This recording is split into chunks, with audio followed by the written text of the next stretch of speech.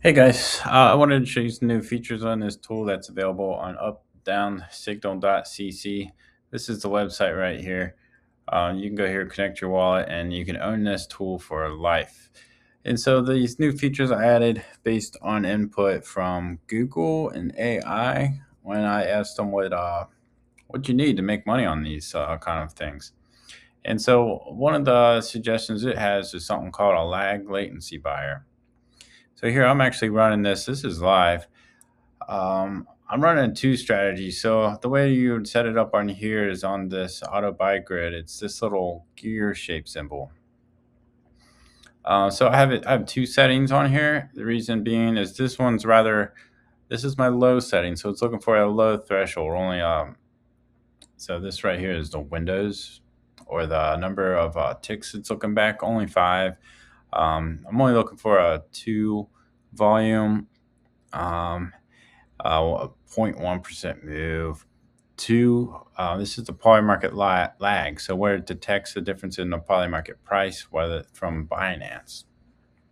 So all these is like a lag on Binance, where it's detecting a spike in volume on Binance. It's not on polymarket. Change in move on Binance. It's not on polymarket, and this price move that's not on polymarket. So it's finding these lags early on the spot markets. Down here is I don't want it to enter below 40. I'm cool if it enters as high as 99. So this is what's called a lag latency. So it's detecting movement on another market that's not showing up on Polymarket because it's lagging behind, which doesn't always occur. In fact, you can look down here. Where's it at? Over here on the left. In real time, you can see like where it's detecting a lag, where it's detecting a movement, where there's a price change. So it just started a new one. So right now that's saying, let's see, it's loading. It's only got a zero point 0.1 volume, and I'm looking for two. So it's not going to fire just yet.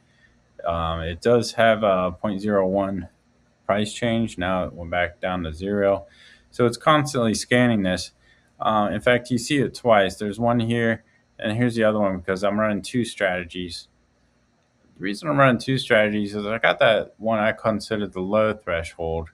And that low threshold, it's corresponding to this 2.5 minute. Another thing to keep in mind is I have this turned off. Even though it's turned off, that's because I don't want it buying at 70 cents or whatever it has. But it will still run the lag latency settings that are over here under this gear symbol. And so that one's not the low threshold is going to fire till 2.5 minutes, the second half.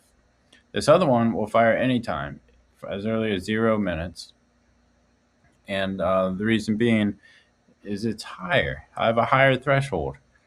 So it's looking for double the volume, 4 times the price movement, and double the polymarket lag. So if that happens at any time, it's going to fire a move instead of waiting for the 2.5 minutes. I do have one other setting down here. This one is not a lag latency setting, so you can see I have it turned off right here. I'm not even using it. Um, this is just a personal thing. It's looking for a delta gate, so when the change in price on this is actually XRP. If it's gone up 0.1% at the fourth minute, then it will fire this. And I have it set, instead of firing at 70 cents, which is right here, it's actually, because I have this market buy checked, it's going to buy at whatever price it is at that time. And it's just kind of a last chance. Like, hey, like this market has really moved. It's gone so far, it can't go back at this point in time. So like right now, it's about halfway through on this market, 2.5 minutes, and it's about even. It hasn't really detected much of a change. In fact, where's the change here at the top? Yeah, it's about even, kind of heading down, but that's why it's almost a 50-50 price right now. So this tool is really up to date as far as what Power Market's doing and as far as the change in the price on these tokens. I like that it does whatever I'm looking for on these markets too, because buying in the fourth minute one, it's gone up by 0.1%. that's a solid time to buy where I feel like it's safe to buy. It's not turning around. Although keep in mind it can turn around.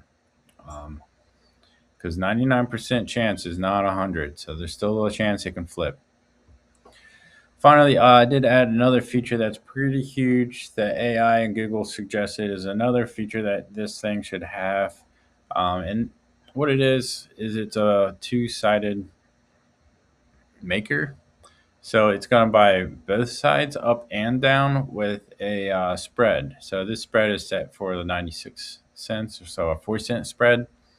So once it buys both sides, it's guaranteed to make 4 cents every time. I'll go ahead and demo that on the paper mode. And so here it's going to buy 20 shares on each side. So I'll hit start, and it's not really spending real money here. It's just going to spend simulated or like paper trading money. And so you can see right now let me scroll up a little bit. So for 95, it's trying to buy 89. And for 9 cents, looks like it's trying to buy 7. So what it's doing is it's trying to buy just barely above the actual price. At this time in the market, it's pretty settled. It's kind of hard to get it to make any money. But throughout the market, it'll place multiple trades on both sides, and it'll try to balance it out so that you get a profit. And it'll even say the profit right here once it does. I'll give it a few seconds here to catch up with the market. I'll stop it. I'll move this down to 5. And here, a new market, I'm hitting start. So we can see exactly what it's doing here. So on a 50-50 market is quoting 48.48 right there in the beginning. So it's trying to fill those. There it filled one at 36. And you see how it says maker no fee. That's because these are um, limit orders. So they're not market orders. So you don't get fees on the makers. And that's just a suggestion I got, I think, from AI. It read polymarket's data, knowing how the fee structure is made. And so here you can see it's made 40 cents off of that. It even tells you that it's filled 5 ups, 10 downs. So altogether, I don't know. It says 5 pairs at 92 cents per pair, so it's locked in 40. Okay, so then there's another five shares unhedged. So all this data is in there, what it's doing, how it works. You can read all this to really understand it. Unfortunately, this has lost 10 cents by now. So just be careful with this one. Really test it. In fact, test all of these. I made this really easy to run test on. Let me show you. It's on top. So this little panel up here is just a summary of all the paper trades. So the other two are actually trading real money. They're live. So that's why it says off. But this XRP, I did just hit paper so that it's trading. And so I think these 5 or 6 open are those maker trades for the two-sided maker tool. It's tracking those. And so it's saying like, oh, it's already made 8. It's already, 8. And right now it's got up to 35 cents in profit on those two. And so the way I would use this is run some tests on paper, do your strategies, turn the paper trade on, run it for, I don't know, at least 8 hours. Ideally, I'd say run it for an entire week. Me personally, I run it overnight. When I wake up in the morning, when I see something with a win rate of like 99% or greater than 90, I'm turning that one on live. I'm connecting my wallet to it, doing it live.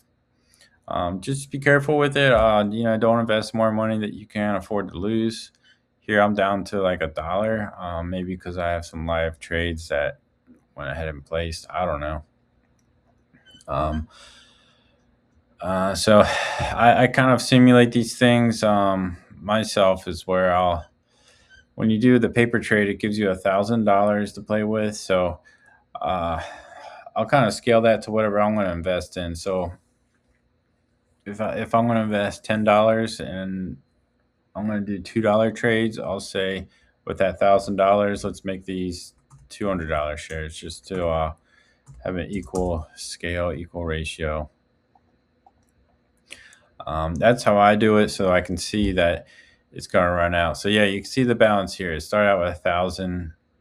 Now it's down some, I guess, because it's got some invested and it has lost some. But hey, that's what this thing is doing. You got this maker tool, two-sided maker. I haven't really used that much myself. In fact, I'm mostly just using this lag latency scanner. That's mostly where I've been having some fun, finding some success. But yeah, test everything on paper before you go live and have fun. Thanks for your time.